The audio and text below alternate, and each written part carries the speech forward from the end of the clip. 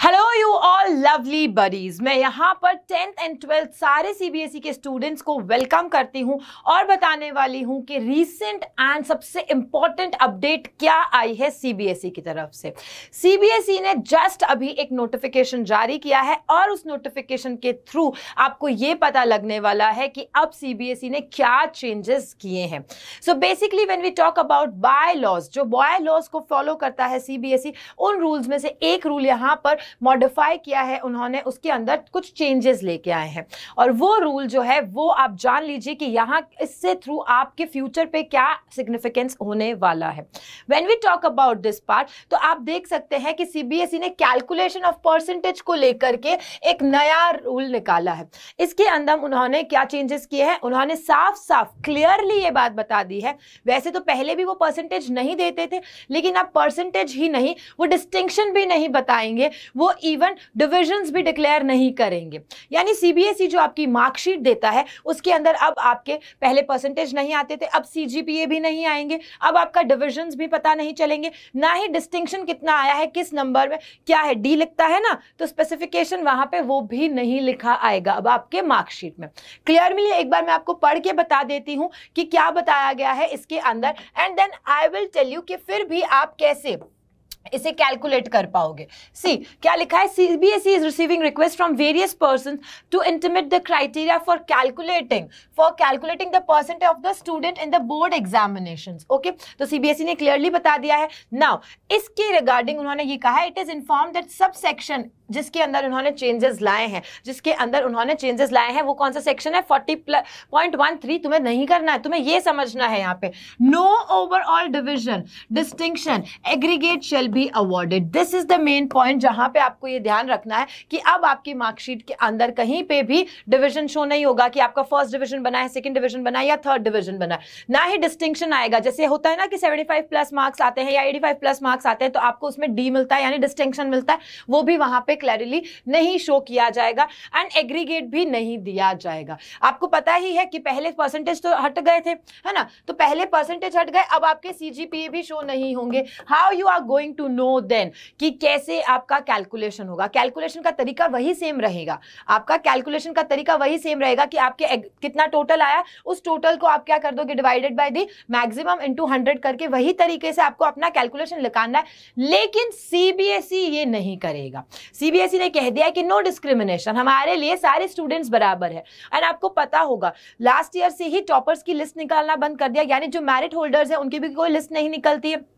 सो ये सारी चीजें क्यों की जाती है, ये सारी चीजें इसलिए ताकि कोई भी स्टूडेंट जो है वो अपने आप को कुछ ज्यादा ही बड़ा, है ना, परफॉर्मर ना समझे, या फिर कोई अपने अंदर इस तरीके की जो भावनाएं आ जाती है इनइक्वालिटी वाली, और इन सारी चीजों को, डिस्क्रिमिनेशन को दूर करने के लिए सीबीएसई ने ये पार्ट यहाँ पे किया है। ओके, अब आपको इसका फ्यूचर का सिग्निफिकेंस बताती हूँ जो यहाँ पे इस लाइन में लिखा हुआ है। बेसिकली आप लोग क्या करते हैं, मेजरली तो हमारे पास में क्या होता है, एक स्ट्रीम होता है और एक कंपल्सरी सब्जेक्ट्स होते हैं। तो कंपल्सरी और स्ट्रीम को मिलाकर आप बेस्ट 5 सब्जेक्ट्स लेते हैं। बेस्ट 5 सब्जेक्ट्स के ही नंबर्स के थ्रू आप क्या करते हैं, जैसे 10th का स्टूडेंट है, right, you are 10th student, आपने उसी बेसिस पे कि आपके कितने मार्क्स आए हैं उस बेसिस पे आप क्या कर लेते हो, अपनी चॉइस लेते हो कि मैं ना आगे जाकर के ये सब्जेक्ट लेना चाहता हूं, मैं नीट में जाना चाहता हूं, मैं जेईई को ऑप्ट करना चाहता हूं। इफ यू आर 12th का स्टूडेंट, तो 12th का स्टूडेंट क्या करता है, अंडर ग्रेड्स के लिए करते हैं अप्लाई, और वो अपनी चॉइस के अकॉर्डिंग क्या करते हैं, अपने सब्जेक्ट्स को चूज करते हैं और उस अकॉर्डिंगली अपना फ्यूचर और स्ट्रीम ले लेते हैं। लेकिन यहाँ पे सीबीएसई ने कहा है हम आपको इसमें कुछ भी नहीं करेंगे, उन्होंने पल्ला झाड़ दिया है बेसिकली कि हम कुछ भी नहीं बताएंगे। और ये 5 जो बेस्ट सब्जेक्ट्स हैं जिसको, और उसके साथ में जो एडिशनल सब्जेक्ट्स भी ले लेते हैं, बहुत सारे स्टूडेंट्स बहुत ज्यादा दिमाग लगाते हैं, वो एडिशनल सब्जेक्ट्स भी ले लेते हैं, राइट, और फिर उसको क्या कर देते हैं कि अच्छा इसमें परफॉर्म नहीं हुआ तो एडिशनल वाला यहाँ पे चेंज कर दिया जाए। तो वाइस वर्सा वो क्या करते रहते हैं कि इसमें अच्छा परफॉर्मेंस नहीं है, इसमें अच्छा नंबर नहीं आया, तो मैं ये वाला सब्जेक्ट एडिशनल वाला यहाँ पे ले लेता हूँ। ये सब चीजें अब नहीं कर पाओगे, तुम किसी को उल्लू नहीं बना पाओगे। बेसिकली अगर आप 10th में हैं and you are going in 11th and 12th, तो 11th और 12th की स्ट्रीम के लिए तुम्हारा स्कूल ही वो कैलकुलेट करेगा कि कौन से बेस्ट 5 सब्जेक्ट्स हैं, उनके रूल्स होंगे, उन्होंने अपने आप से ऑप्ट करके तुम्हें देना है।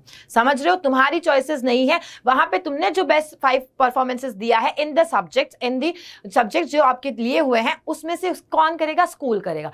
सिमिलरली उन्होंने ये बात किसके लिए बोलिए, आफ्टर 12th, कि आप किसी यूनिवर्सिटी में जाते हैं, कॉलेज में जाते हैं, तो ये कॉलेज और यूनिवर्सिटी वाले डिसाइड करेंगे कि आपके 5 बेस्ट सब्जेक्ट्स कौन से रहे हैं, उसके अंदर आपने कितने अच्छे मार्क्स गेन किए हैं, और उस अकॉर्डिंग आपको स्ट्रीम दी जाएगी। सो अभी 2 चेंजेस मैंने आपको बता दिए हैं। क्या हुआ है, अब आपके इसके अंदर यानी कि जो आपके पास में मार्कशीट आता है उसके अंदर कहीं परसेंटेज तो वैसे नहीं आता था, CGPA नहीं आएगा, कहीं डी लिखा नहीं आएगा, कहीं पे भी first division, second division, third division नहीं लिखा आएगा, लेकिन हाँ आप अपने बेसिस पे कैलकुलेशन कर सकते हो। और इसका फ्यूचर के साथ में क्या सिग्निफिकेंस है वो भी मैंने बता दिया आपको कि नाउ अब आप जब भी सब्जेक्ट्स लेते हैं या जो भी आपको अंडरग्रेड्स में सब्जेक्ट्स लेना है, स्ट्रीम लेना है, जो भी करना है, तो उसके लिए CBSE ने कह दिया कि this is not on us, ये हमारे ऊपर नहीं है, ये कौन करेगा डिसाइड, ये नेक्स्ट जो आपके मतलब जो कह सकते हैं यूनिवर्सिटी है या स्कूल है वो ही सारी बातों को डिसाइड करेंगे। ये यहाँ पे आपको अगर स्क्रीनशॉट लेना है, वैसे मैंने पूरा समझा दिया है,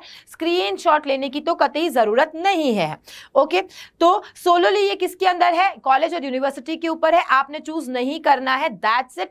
अब मैं आपको बता देती हूँ कि ये पूरा अपडेट तो मैंने दे दिया, साथ ही साथ में यू नो वेरी वेल कि आपका ये क्रूशियल टाइम चल रहा है, प्रीशियस टाइम नहीं बोलती हूँ मैं, क्रूशियल टाइम बोल रही हूँ, बिकॉज ये सारी चीजें अगर आ रही हैं और आप कहीं ना कहीं इन सारी चीजों से पैनिक हो रहे हो तो नहीं, आपको पैनिक नहीं होना। दीज आर द बायलॉज जिनको थोड़ा सा चेंज करके मॉडिफाई करके लाया जाता है, तो लेके आ गए हैं, कोई दिक्कत नहीं है। आपको तो अपनी पढ़ाई को कंटिन्यू ही रखना है।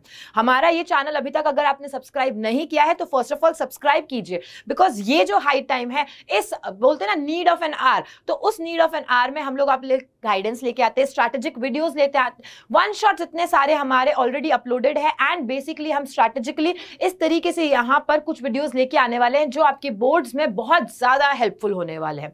सो जाकर के प्लेलिस्ट चेक कर सकते हैं, आपको वहां पे डिटेल में सारे कंसेप्चुअल जो पार्ट्स हैं वो बताए गए हैं, समझाए गए हैं, each and every subject is available there, so don't you have to worry, but yes you have to give yourself a promise, you have to give yourself that much enthusiasm कि बस अब हमें करना है, पढ़ना है और हमें अच्छे से परफॉर्म करना है। You know everything, and if you need any mentorship, any guidance, then we are here in front of you.